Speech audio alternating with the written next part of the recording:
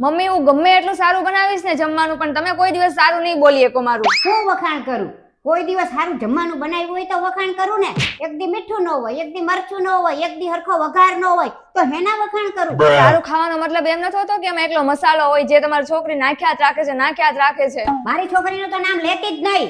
એની જેવું તો જમવાનું કોઈ નથી બનાવતું. તને શું આવડે? છોકરી સારી અને વહુ તો ખરાબ જ લાગતી હોય છે બધી સાસુને. અરે હું પણ અત્યારમાં રાડું નાખો છો, બાર સુધી બેયનો અવાજ આવે છે. આ તારી વહુ જો ને હવાર માંથી શરૂ કર્યું છે. હે હું ભાઈ અત્યારમાં હું તે સારું કર્યું છે?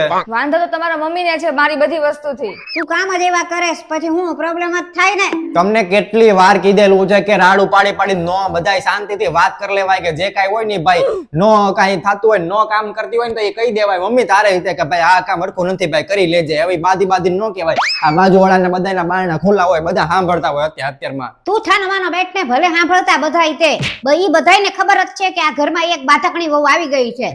હું કઈ કરતી જ નથી. મમ્મીએ શરૂઆત કરી હતી ને સૌથી પહેલા તો ઈ જ તે કે તમારી બેન જ બધું છે ને મમ્મીના કાન ભરે છે એટલે જ તે મમ્મી બાંધે છે. અરે ભાઈ કહેતા હોય તો તમને બેન હવે પગે લાગુ. હવે તું એક કામ કર મનીષા, તું અંદર જા. હું કઈ નાની છોકરી નથી તે કોઈ મારા કાન ભરે. અરે પણ મમ્મી હવે કેટલી વાર મારે કેવું તમને બધાને આને તો ભાઈ જાને અંદર અને બધાને હવે મારે કીધા કરવાનું. હવે બધાને આદત તે ખબર પડી દેવી છે. નવરી બજાર તું છાનો માનો બેસ ને. બધી ભૂલ તારી જ છે. આ લવ મેરેજ કરીને તો તે અમારી પત્તર ખાંડી નાખી. બધી ભૂલ મારી જ છે કે તમારી લવ મેરેજ કર્યા ને હું આ ઘરમાં આવી. અરે પણ મનીષા એમાં મારી હું ભૂલ હોય? બધી ભૂલ તમારી જ છે. તમે મને પહેલા કીધું ને કે તમારી મમ્મી એટલું બધું બાંધે છે. અરે ભાઈ હું એવું બોલે છો તું? તારી જ ભૂલ છે બધી. નવરી બજાર તું આને લઈને આવ્યો. અરે મમ્મી હવે તો બાંધવાનું બંધ કરો, ઘડીક વાર તો શાંતિ રાખો.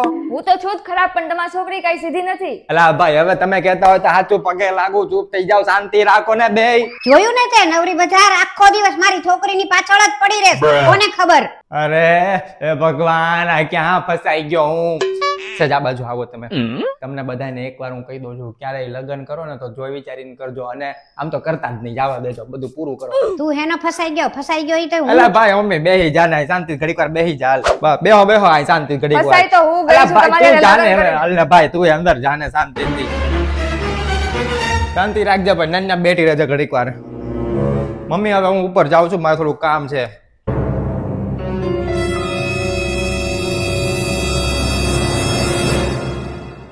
બહાર જઈને જોવો તો ખરી કે શું કરે છે. શું કરો છો મમ્મી? કાઈ નહીં, શાક સુધારું છું. ઓ આમાં તો કેટલી વાર લાગે. તમે કેટલું વિચારો છો મારું. થેન્ક યુ મમ્મી, તમે એટલું બધું મારું ધ્યાન રાખો છો.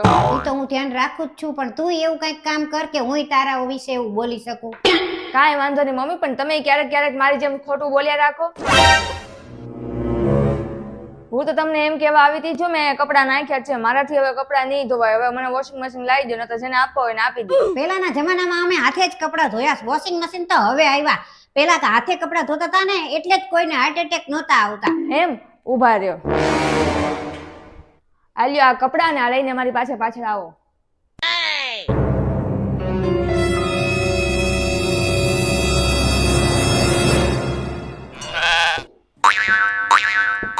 મારું તો જે થવું એ થાય પણ હું તમારું સારું વિચારશું. તમને કોઈ દિવસ એટેક ન આવવો જોઈએ.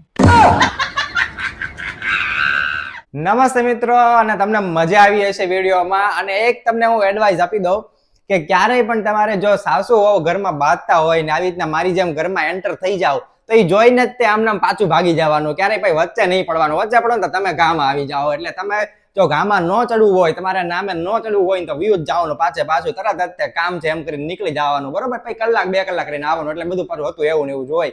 બાકી તમને મજા આવી હોય તો લાઈક કરજો, શેર કરજો, સબસ્ક્રાઇબ કરજો અને કમેન્ટમાં કહેજો કેવી મજા આવી.